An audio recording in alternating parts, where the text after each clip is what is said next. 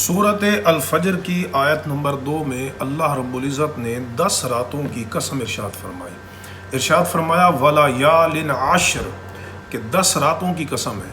یہ 10 راتیں کون سی ہیں؟ تو حافظ ابن کثیر تفسیر ابن کثیر میں نقل کرتے ہیں کہ حضرت عبداللہ بن عباس، حضرت عبداللہ بن زبیر، مجاہد اور اس کے علاوہ بہت کثیر تعداد میں علماء اور ائمہ نے یہ بات ذکر کی ہے کہ وَلَا يَالٍ عَشْرٍ سے مراد ذوالحج کے پہلے عشرے کی 10 راتیں ہیں کہ جن کی قسم اللہ تبارک و تعالیٰ نے قرآن مجید میں ارشاد فرمائی ہے۔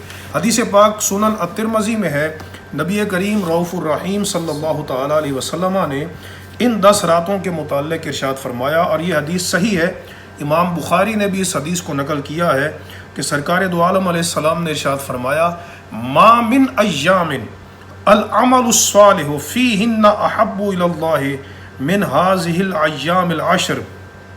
فرمایا کہ تمام ایام میں کوئی دن ایسا نہیں کہ جن میں عمل صالح اللہ تبارک و تعالیٰ کو اتنا محبوب ہو کہ جتنا 10 دنوں کے اندر، یعنی ذوالحج کے پہلے عشرے میں جو عمل اللہ کو محبوب ہوتا ہے، اتنا کسی اور دن کے اندر اللہ کو عمل محبوب نہیں ہوتا۔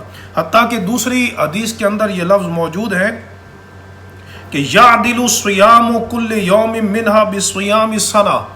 امام ترمذی نے کتاب الصوم میں اس حدیث کو روایت کیا، فرمایا کہ اس کے ہر دن کا روزہ 1 سال کے روزوں کے برابر ہے۔ وقیام کل لیلۃ منہا بقیام لیلۃ القدر۔ کتنی بڑی بات ہے، فرمایا کہ اس کی ہر رات کا جو قیام ہے وہ لیلۃ القدر کے قیام کے برابر ہے۔ لیلۃ القدر جس کو قرآن فرماتا ہے کہ وہ 1000 مہینے سے بہتر ہے، اس رات میں قیام کرنا، فرمایا کہ یہ جو ذی الحج کا پہلا عشرہ ہے اس کی ہر رات کا قیام لیلۃ القدر کے قیام کے برابر ہے۔ جو اس کی جو باقی راتیں ہیں ان کو غنیمت جانیں اور ان میں کثرت سے اللہ تبارک و تعالیٰ کا ذکر کریں، نوافل پڑھیں۔ اللہ تبارک و تعالیٰ ان دنوں کی برکات ہمیں نصیب فرمائے۔